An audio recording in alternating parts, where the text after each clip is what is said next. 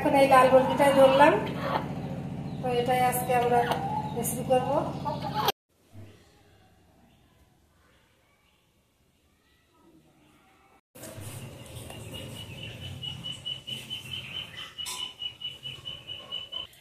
রান্নার জন্য আমি চুলোয় কড়াই বসিয়ে দিয়েছি, কড়াই গরম হয়ে গেছে। এখন রান্নার জন্য তেল দিয়ে দিচ্ছি। তেল গরম হয়ে গেছে, এখন আমি তেজপাতা, এলাচ, লবঙ্গ তেলের মধ্যে দিয়ে দেব।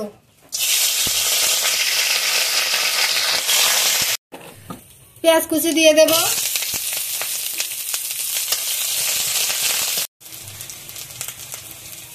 রসুন বাটা, আদা বাটা,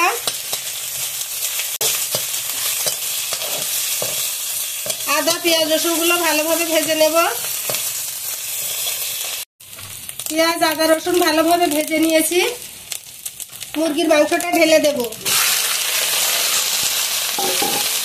আদা পেঁয়াজ রসুনের সঙ্গে মাংসটা ভালোভাবে ভেজে নেব। মাংসটা ভালোভাবে ভেজে নিয়েছি।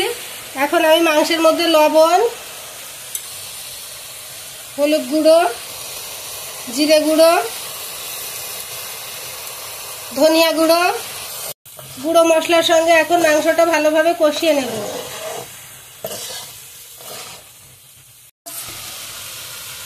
শুকনো মরিচ বাটাটা দিয়ে দেব।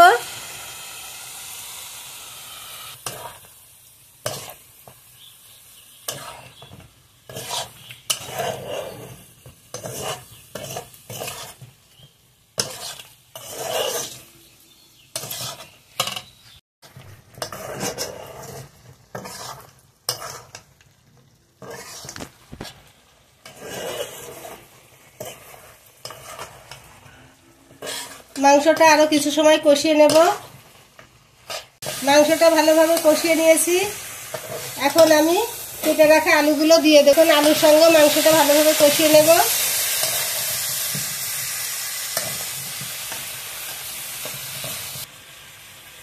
এখানে আমি দুটো টমেটো কুচি করে কেটে রেখেছি।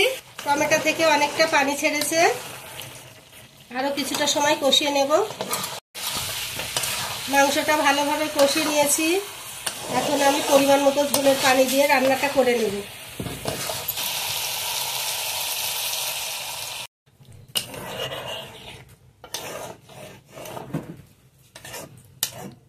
ঝোলের মধ্যে এখন গরম মশলা বাটাটা দিয়ে দেব।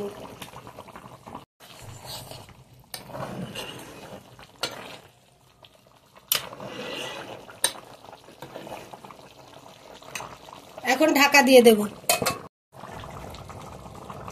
এখন উপর থেকে কিছুটা পরিমাণ ধনেপাতা দিয়ে দিচ্ছি।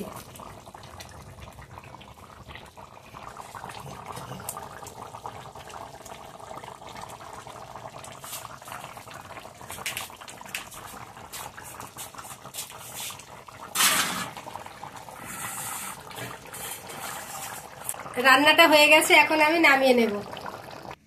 মাংসটা আমি যেভাবে রান্না করলাম, আপনারা কে কে এইভাবে রান্না করে খেয়েছেন আমাকে কমেন্টে জানাবেন। আর না খেয়ে থাকলে একবার ট্রাই করবেন।